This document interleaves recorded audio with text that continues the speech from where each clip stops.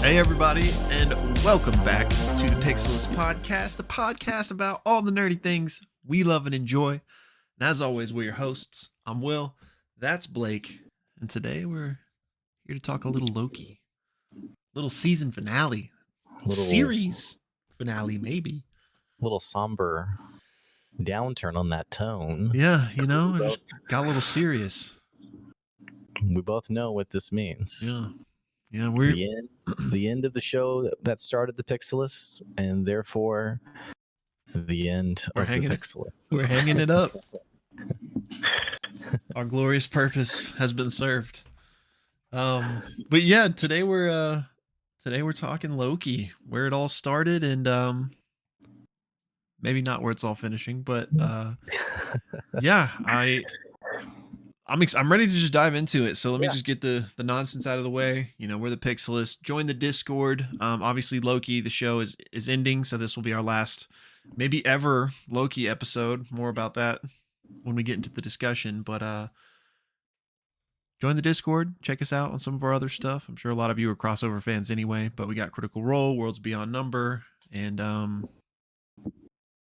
I was thinking there was a third thing, but I guess this was the third thing. So I guess it's just those two things right now. So now we're known for two things. That's right. We're just niching down. Yeah, you know? Exactly. That's what we're doing. But yeah, that's pretty much it. I'm ready to get started unless there's something else you wanted to toss in.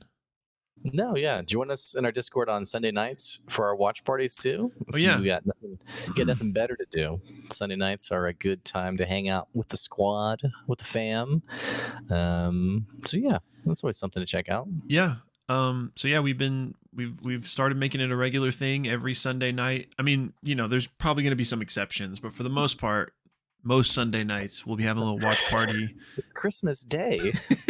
You guys better show up. You better be there. But yeah, it started with some D&D stuff, but now we're gonna start branching out and doing some other stuff too. So like maybe some Christmas movies, since that's coming up. Yeah. So yeah, join the Discord and come hang out for one of those. Yeah. Let's get into this thing, man. I'm ready to talk about it. Ready to do it. Yeah, so the season 2 finale, episode 6, Glorious Purpose. The super briefest of recaps is just we spend the episode with Loki as he spends quite literally centuries trying to figure out how to stop this apocalypse essentially from happening, ultimately circling back to his meeting with He Who Remains that we saw in season 1.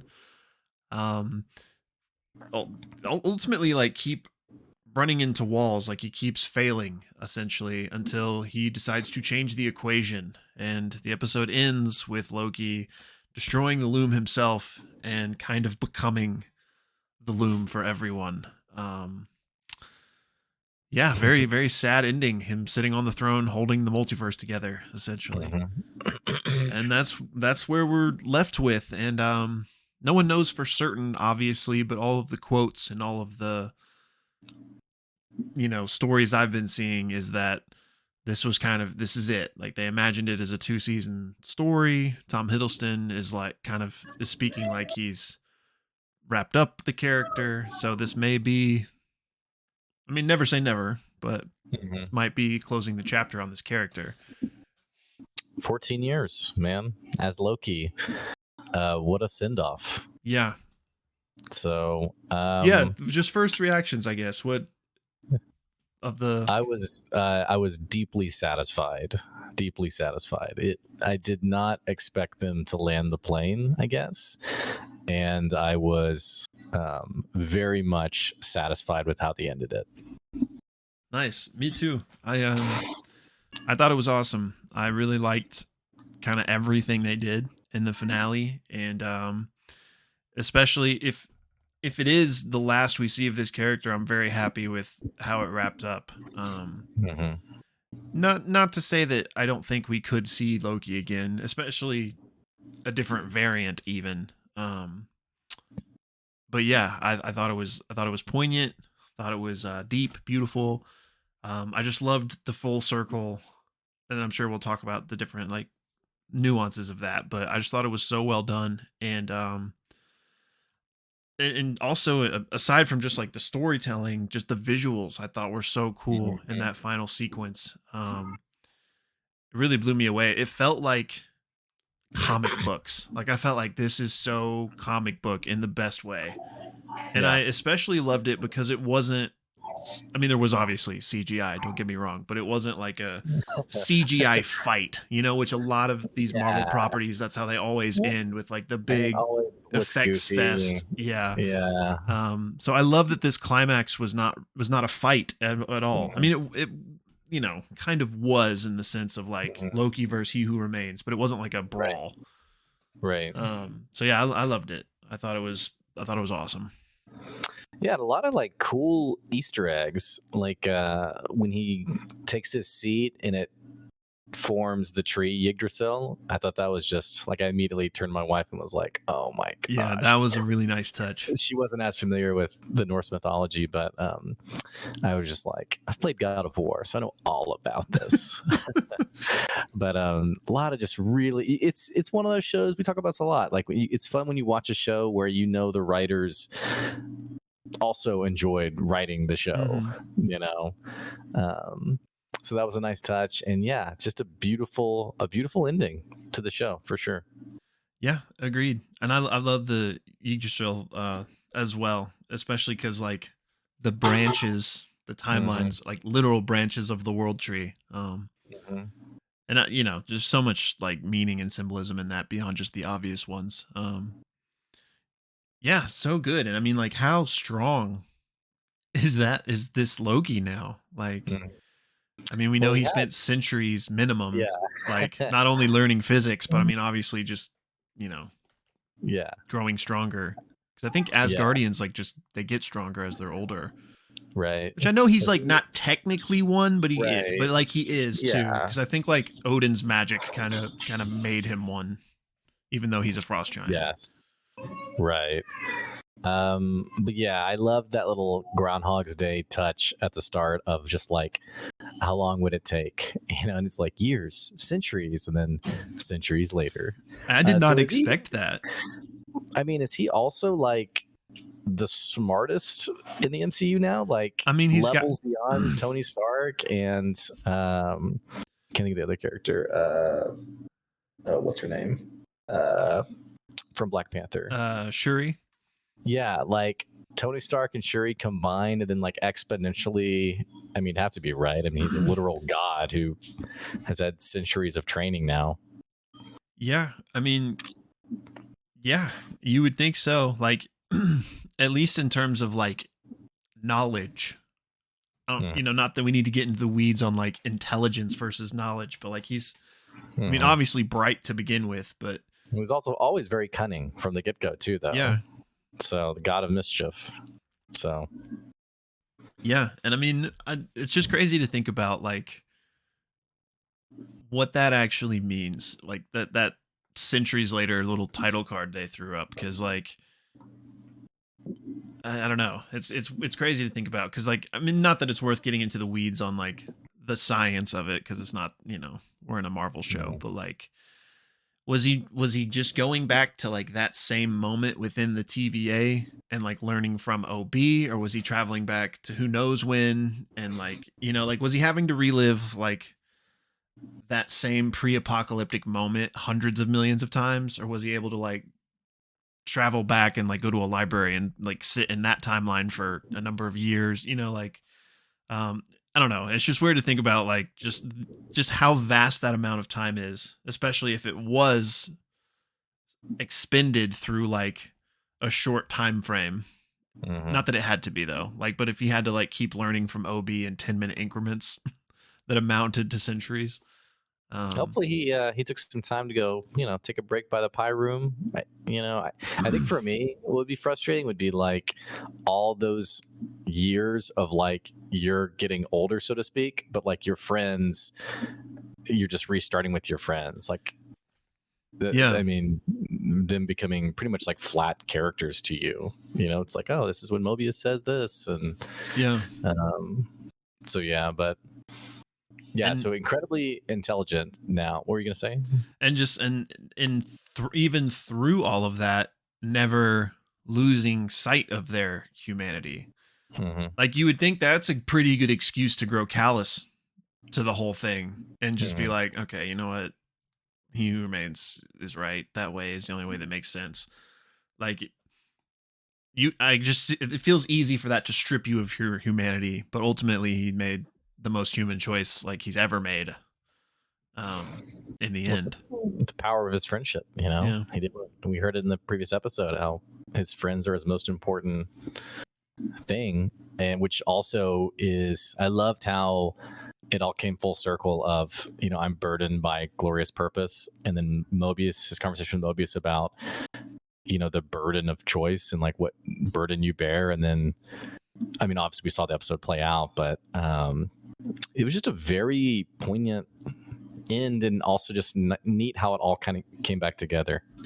Yeah, totally. Like, it truly was burdened with the most glorious purpose in a lot of ways, like he saved everyone, literally. Like, so yeah. And I mean, I know that this is very, very obvious, but just gonna throw it out there, so that we can, just as we're talking about these things, he always wanted a throne and then didn't, but then destined to sit on the highest one there is, essentially. Wanted to be with his friends and didn't want to be alone, and now he's always away from his friends and always alone.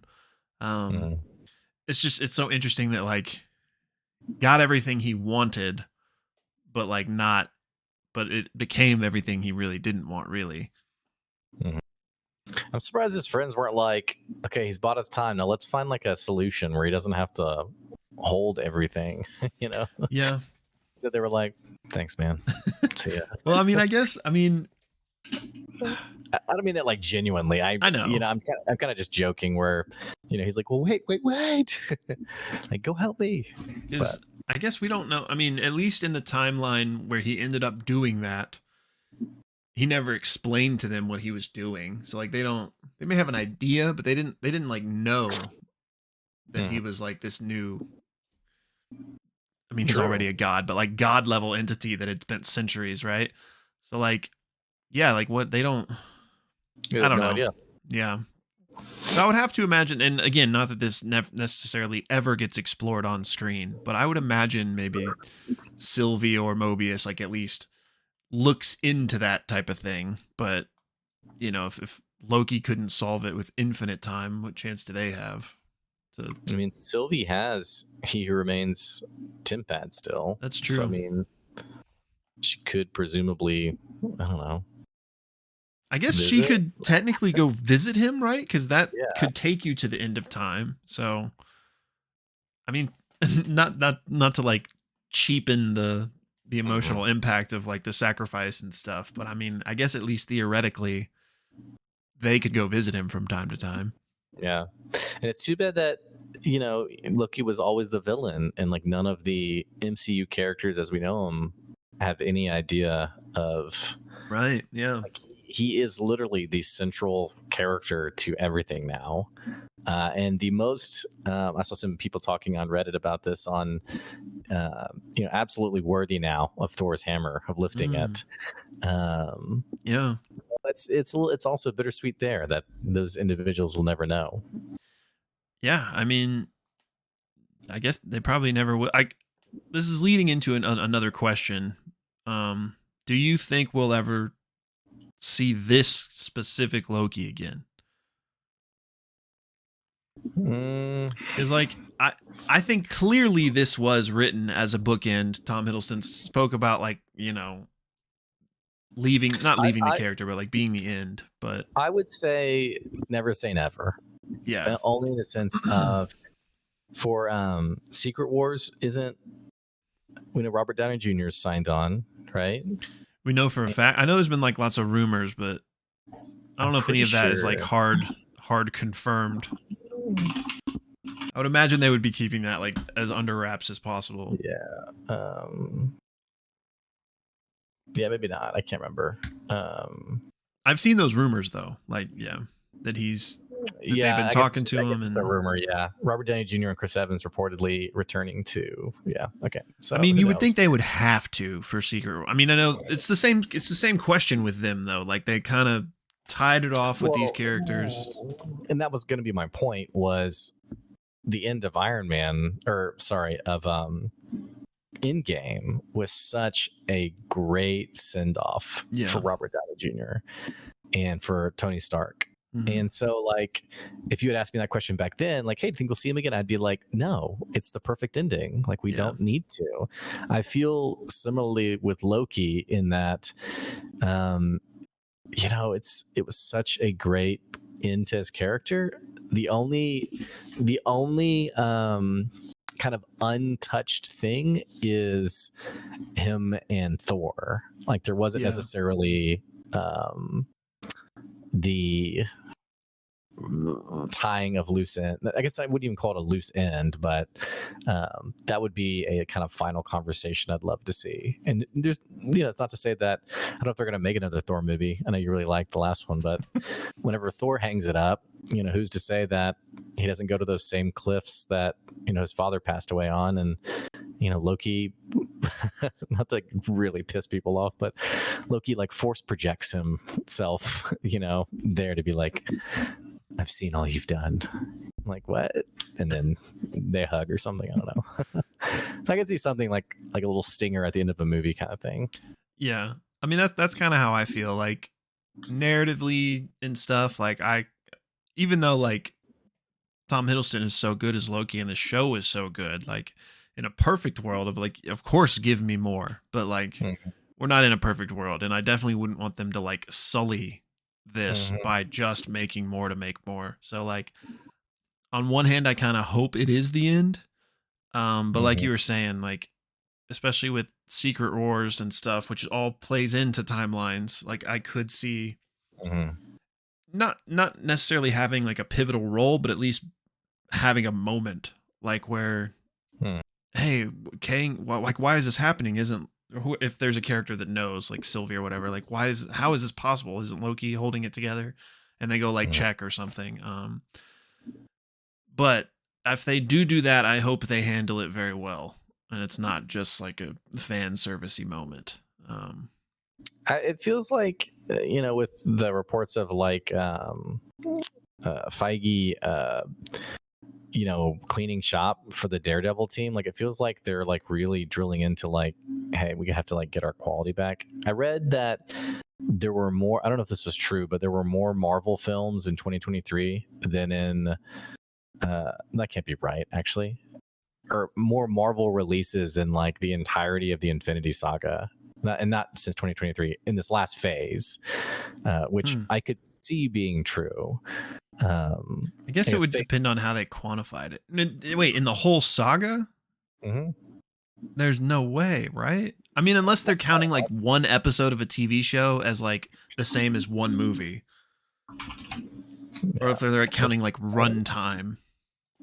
Well, we can just do a quick count, 1, 2, 3, 4, 5, 6, 7, 8, 9, 10, 11, 12, 13, 14, 15, 16, 17, 18, 19, 20, 21, 22. So in the Infinity Saga or in this phase? Okay. Infinity Saga. So that can't be true then.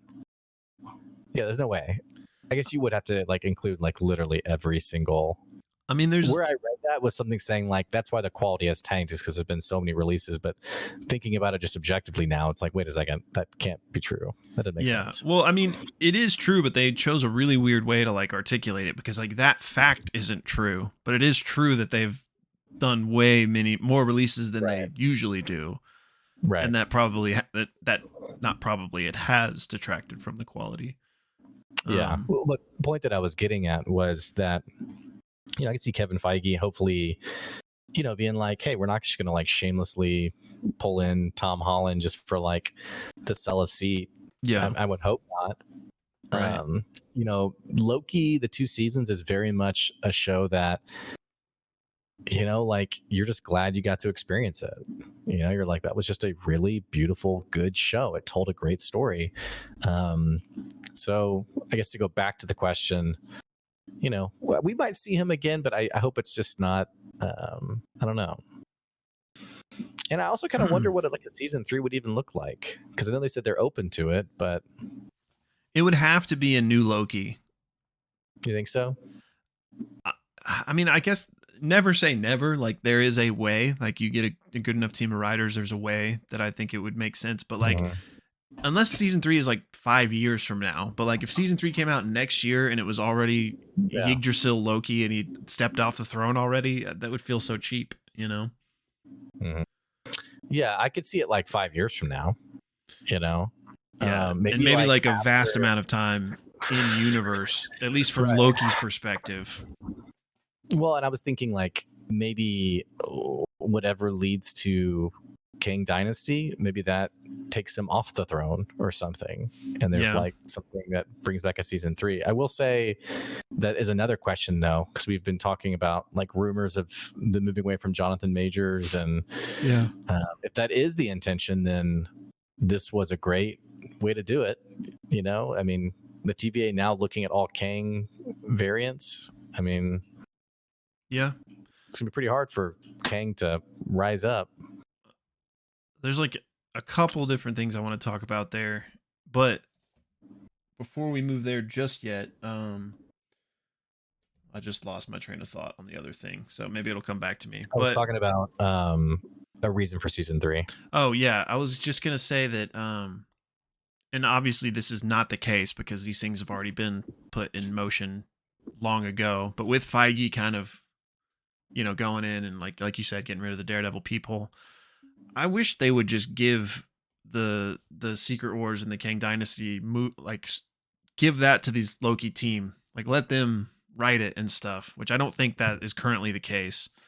But yeah, this Loki has been definitely the highlight of the last couple years of Marvel. So I really hope that team, if not Loki season 3, which I don't really even want Loki season 3, at least right now, I hope they get put to work on something else. Bro, this guy, Michael Waldron, who oversaw Loki, he was involved with Rick and Morty. Yeah. He didn't do season 2 though. I don't think. Okay. I mean, he probably was still involved to some level, I'm sure, but there's different head writers for season 2, I think. Yeah. It looks like he is a writer for Secret Wars, but he's not a producer. Which he was the executive producer of Loki. But yeah. Or go ahead. I was just saying, I feel the same way. I mean, it's like there's certain things that just kind of feel like lightning in a bottle, and it's like, man, if they could just take this and replicate it. And it's like you said, I think there's something cool about like a superhero show that doesn't end with like a superhero battle. It was like just a beautiful story. And I really do feel like those kind of big battles, even when they're done like typically well, I don't know, sometimes you're just like, okay, what other route could we have gone here? But you were gonna say something else, I feel like, but I don't remember. I was just gonna to the Jonathan Majors Kang stuff. I think that, and there's a point to be made about what I'm about to say, so I'll get to that in a second. But I would think that, like, as far as like where season 2 ended, if that was like because of like now they could go away from Kang, I feel like season 2 was always going to end here. Right. Yeah. Even when Kang was still the plan.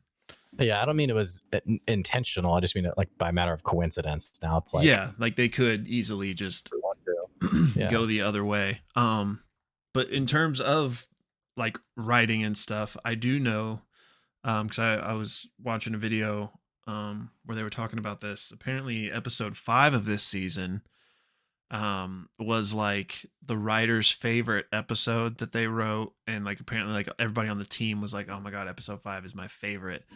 But Marvel nuked it and they had to redo it, and so the episode 5 we got was not like the original one that the writers wrote, and he said he had to like write it in like a weekend.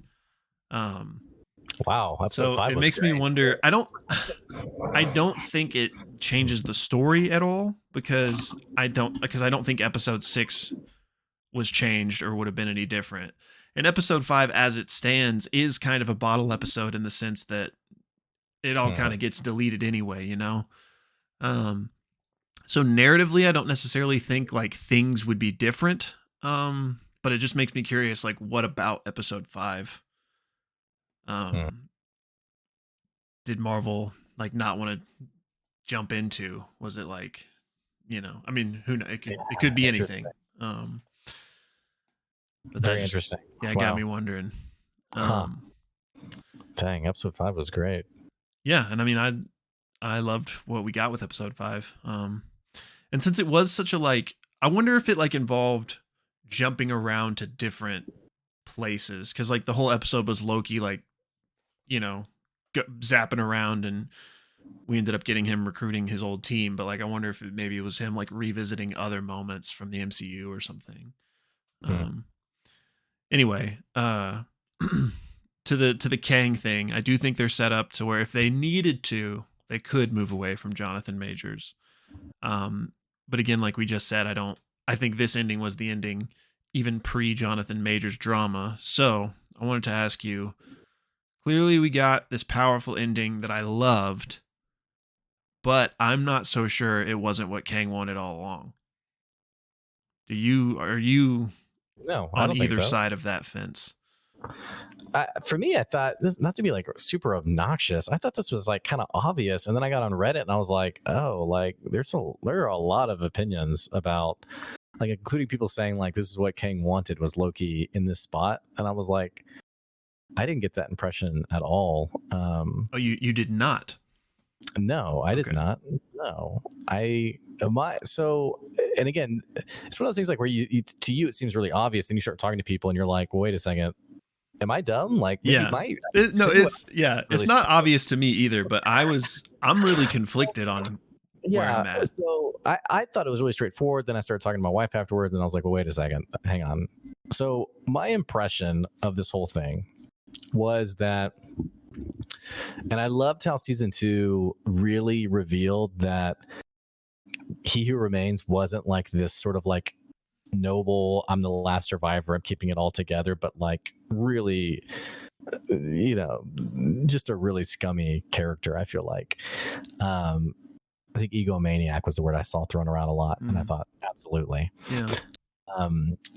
The impression I got was, here he is at the end of time, and he knows I think this was said as much in the finale, that there was a moment that he couldn't see past, which was implied to be his death, which we know to be at the hands of Sylvie. And we got this whole like story put up like, hey, what's going to end up happening is the battle's going to happen again, and I'll end up right back here, reincarnation, yada yada, you get it. So, but however, I think what really was happening was he was weaponizing Loki, so to speak, to go through everything he said he orchestrated for Loki to do. And he very literally says like, hey, your only option is to kill Sylvie.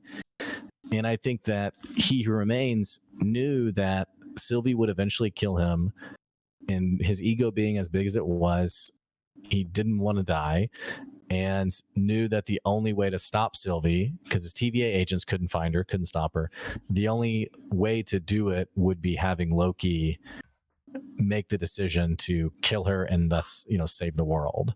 Which is also why I think when Loki finally in the conversation is like, I'm going to find another way, and He Remain literally says, hey, either kill her or we're all dead. And he's like, no. And then he looks very defeated. He's just like, okay, you're just delaying the inevitable. So I think at the end of the day, it was his plan to stop Sylvie and keep himself in power, whether that was like formal power or like placeholder with Loki. Hey, go lead the TVA now. I don't know.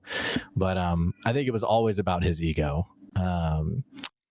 But yeah, I don't know. To me, that was like, yeah, of course. But then, like I said, I started talking to people, and I was like, okay, well, hang on, maybe not. So, what was your take on everything? Well, I'm pretty much in agreement with you up to that point. I think the whole part where he is like, oh, I don't know what happens from here. I think he's lying. I think he does know what happens from there. It's just all part of the act that he's putting on. Even that character he's doing is kind of an act because he drops that facade as we see in this season. So yeah, as far as like the exact details of the plan, I think those are kind of a wash. But essentially, the plan is for him to survive, and so that ended up being Loki will have this whole journey of season 2, but ultimately he will come back to the season 1 finale and stop Sylvie be killing her or whatever. So I think that was always the plan. So Kang orchestrated this to never die, even though he pretends like dying was on the table from the jump. Pretending that he was indifferent to dying. Right, yeah. All an act, in my opinion, and all set up. Like he knew, like he said, he paved the path for Loki in season 1. Like, I paved the path for you to get here. I think he also paved the entire season 2 path for him to end up back there. Yeah, because he knew that one way or another, Sylvie would eventually make her way to him. Right. And so, yeah, I mean. So the question I'm asking is, do you think He Who Remains' plan included Loki doing everything he did in this finale and ending up holding the multiverse together? Or do you think Loki bested him and did something he never expected, and this is new, this was not part of his plan? Or do you think it ultimately actually was? Like, he's like, no, I knew you were going to do that too. No, I think it's the latter. I think Loki truly did. I think the whole theme about, you know, what a Loki is and like who Loki is and like kind of playing to Loki's ego, and, you know, Loki truly transcended his character's DNA as like everyone else was writing the story and made the truly selfless decision. No, I don't think He Who Remains expected that at all. Okay. So I think Loki won, even though he lost. Right. I don't know. What do you think? That's where I'm torn, because like obviously I love that narratively and for the story and everything, that like you said, that's the whole Lokis are destined to lose, like it's overcoming all of that. But I can't help get away from the fact that Kang is like has had probably much more time than Loki, even with Loki's centuries that we didn't see on screen. Like, Kang similarly had control over time. And this sentence doesn't even make sense, but he had control over time for much longer than Loki did. So like, you would think, especially for somebody that meticulous, that plotted out all the things we know him to have plotted out, that there would be this one thing he didn't see. You know, like, why did he not see that? And, you know, which again, it goes against like the whole point of like the hero's journey and stuff. But the part that really sticks out to me is like the moment in the finale where it happens. Loki turns and sees the equation on the chalkboard and he's like, I'm going to change the equation. Almost feels like something Kang planted in his lair. Like, he's not, like, it's just so obvious almost. Like, if Loki had just had that idea without seeing anything, I would be more inclined to think Loki beat him. But it's like, Kang designed this layer. He knows everything that's in there, and there just happens to be an equation that triggers something in Loki's mind. That's the main thing that's got me like, oh, is this all part of his plan? Yeah, it's an interesting thought. I mean, I guess my two things to that is, one, it seemed like kind of like a casual thing in the room, like his own meanderings that Loki noticed, rather than like, you know, the ultimate equation, like, don't read that, oh, you saw it, you know. But then the second thing is, I guess if it was his plan, to what end would it be? I mean, he's dead and all the other Kangs are under like deep supervision, and which doesn't seem like in his best interest. And then third of all, there's no more sacred timeline there that puts him in that seat. There's now all the timelines, so it just seems to go against, which, I mean, maybe he's lying, you know, maybe there's things that we just don't know about him yet.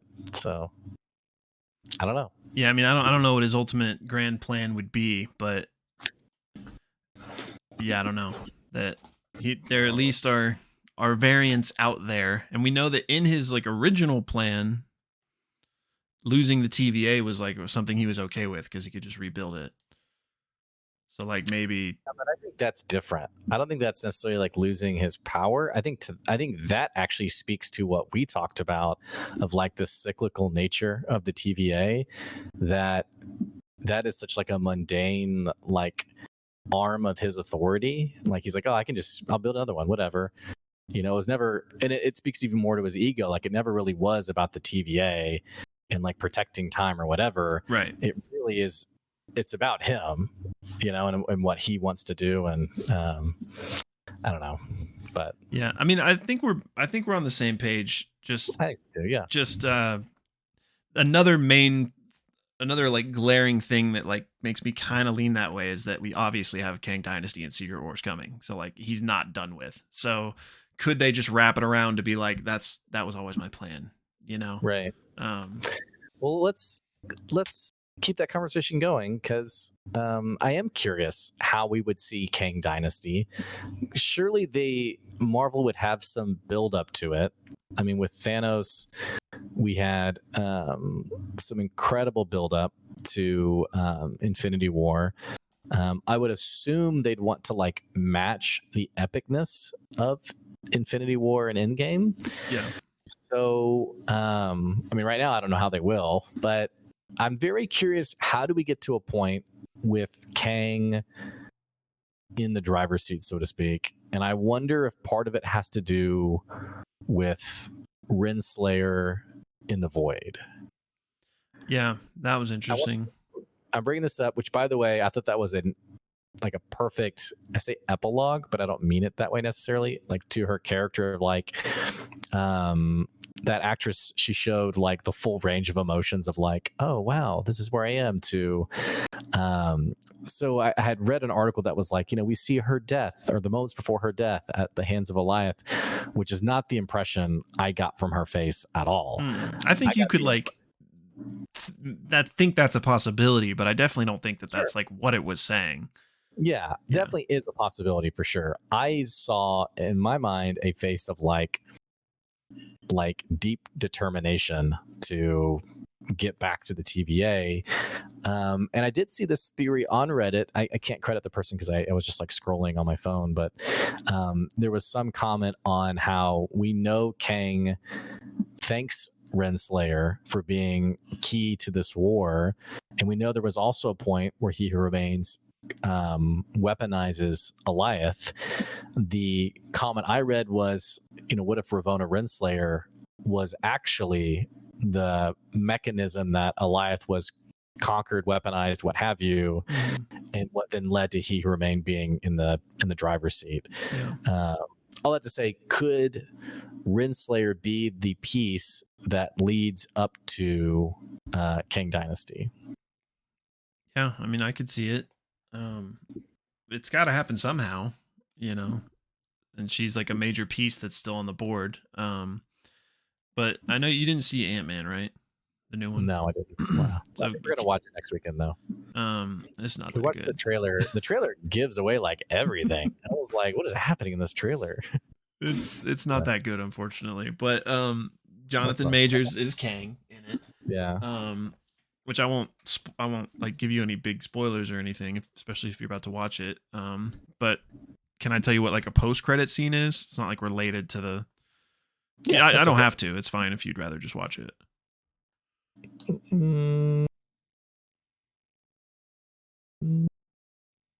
Yeah, I can kind of talk about it without talking about it. All right, let's do that. In terms of build-up, you said like with Thanos and stuff. Well, one, I think obviously Loki season 1 and 2 are build up for it. But there's the Ant-Man post-credit scene kind of builds up to it as well. I was gonna say maybe once you've seen it, like we could talk more about what I'm not like what I mean, but we could just talk more about it in light of now what's happened in Loki season 2. But I guess we're not having another Loki episode anytime soon. But you and I can just talk about it after you've seen it. But yeah, it's interesting because anyway, I think they will have more post-credit scenes, if not direct tie-ins. They have to. I think Deadpool 3 in particular, in the post-credit, will lead up to it. But also the movie itself, we know, is dealing with jumping multiverses and timelines. Oh, really? Okay. Because, you know, it's got Hugh Jackman coming back. And Oh, is that confirmed?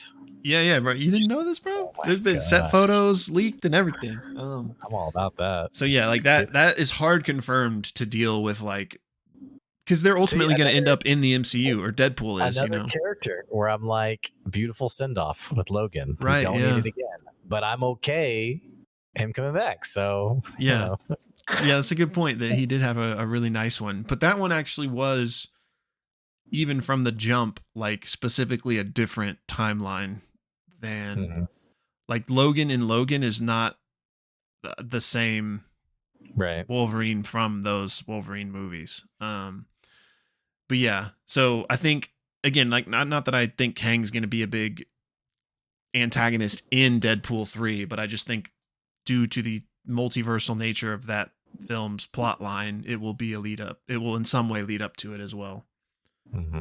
Trying to think of what else. I feel like there was something else that I thought would lead into it, but it escapes Well, me. I'll just say we have three movies coming out next year: Deadpool 3, Captain America, and the Thunderbolts. It's I don't know where I read this, but I saw it somewhere recently that it's only Deadpool now. The other stuff got pushed back. So apparently Deadpool is the only Marvel movie coming out next year. That's really interesting. Yeah. Which, again, to go back to our earlier conversation, is hopefully a good sign. Like, you know, they're putting out way too many things. Now they're only going to have one thing. Well, okay, one movie at least. There might be shows and stuff coming out next year. I don't know. Are we getting a What If season 2? Yeah, that's coming pretty soon, I think. Like, I think it's coming like in December. Okay, that was really good too. Which, that's multiversal. So that could be leading up to, at least in some ways, as well. Yeah. I had read the finale was the highest rated Marvel episode Of Loki? Of all the shows. Of Loki or of What If?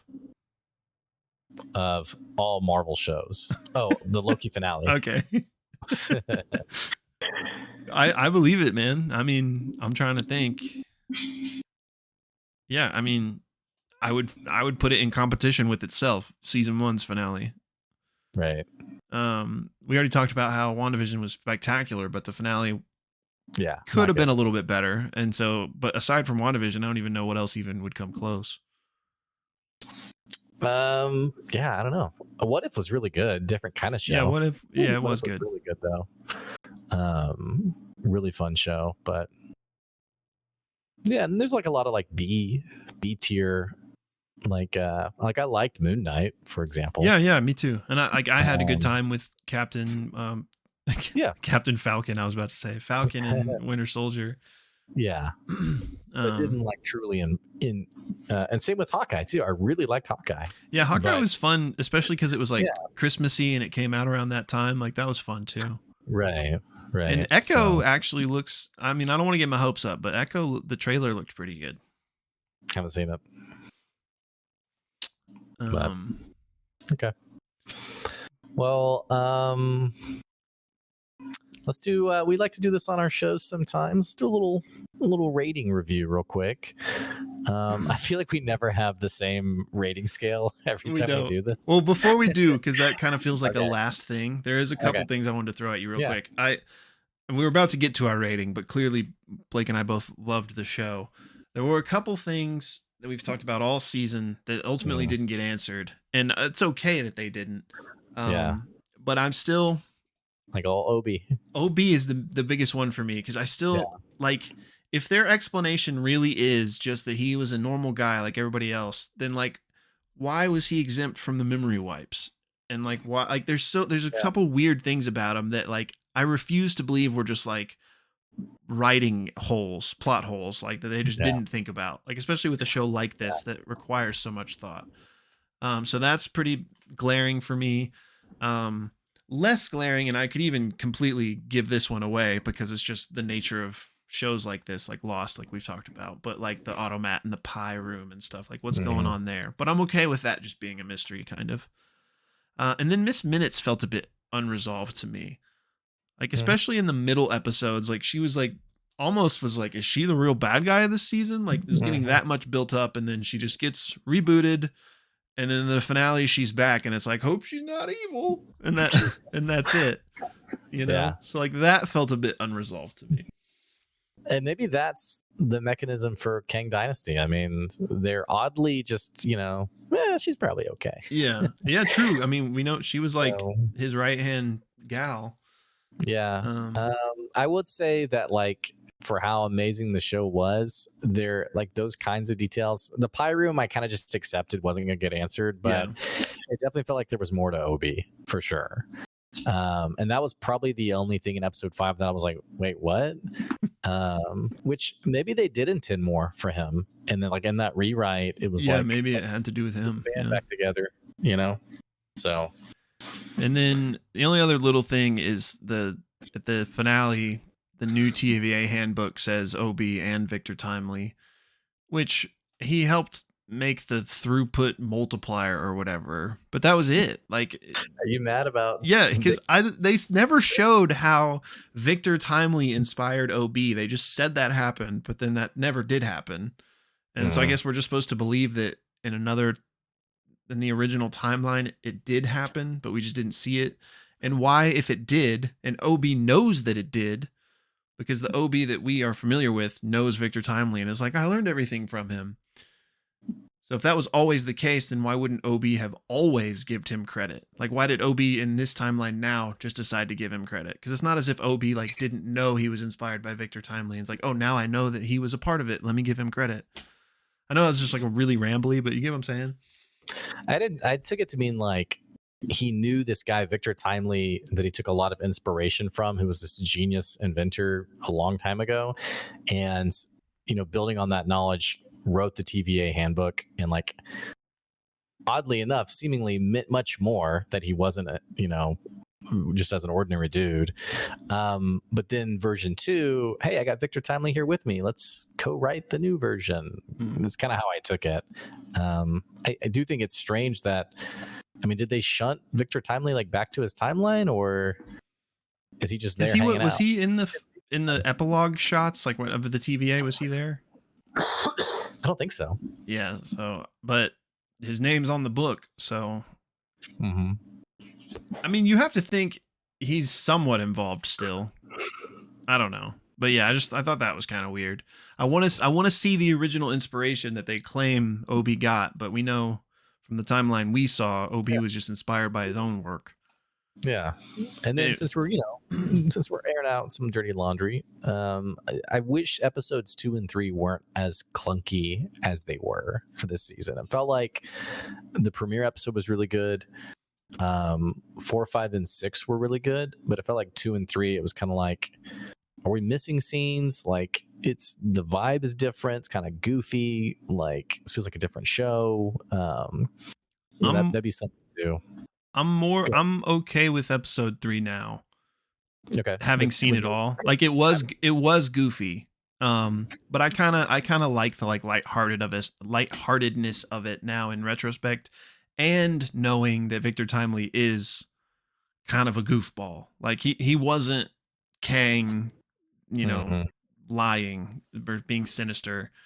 So I can just be like, okay, they were having fun with that episode. But episode 2, I agree.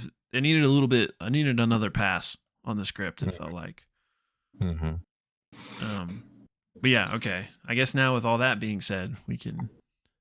All right. So I'm going to ask you to give me a rating on season 2 of Loki and an overall ranking. Presuming this is the end, an overall ranking on the show of the whole show. All right. What's our scale here? Let's go a little 1 to 10. 1 to 10. Okay.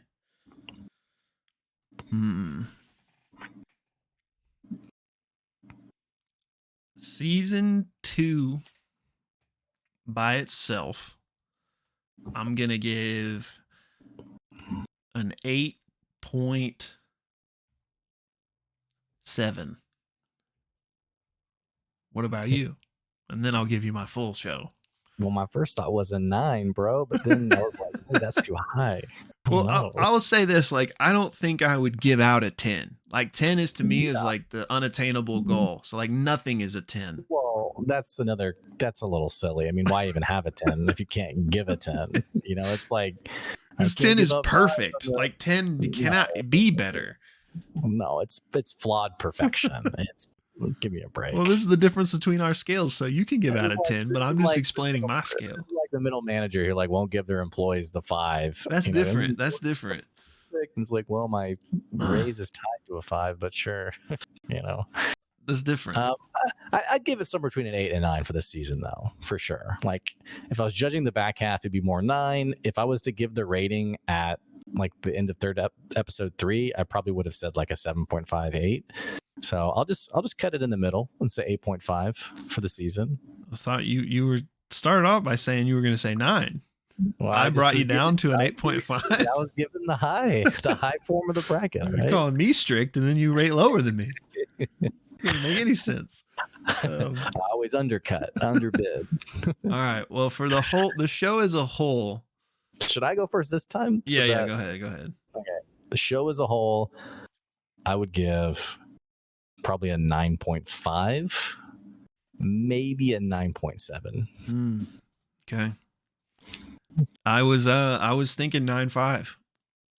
So, which is about, given how I just explained my scale, is just about as high as you could possibly get. Like, I know we're not, our ratings right there weren't limited to Marvel, but if you were gonna limit me to Marvel, then I would say among the best they've ever done. So I'd say probably 8, 9, 9. Yeah, for me, I would say the best they've done for sure. I would say the only other things that I can remember that were as meaningful is Iron Man 1, only from it was the first experience, not necessarily, I don't think, as compelling a story, but just for many of us, it was the first Marvel movie we saw, or a intro to this series, I guess. Right. The end of Infinity War, when everybody gets dusted. Yeah. And then just Endgame, which is an awesome movie. But yeah, I would put this probably at the top of everything. I thought this was just a great 2-season story. Yeah, agreed. Best character arc in the MCU for sure. True. In my opinion, yeah.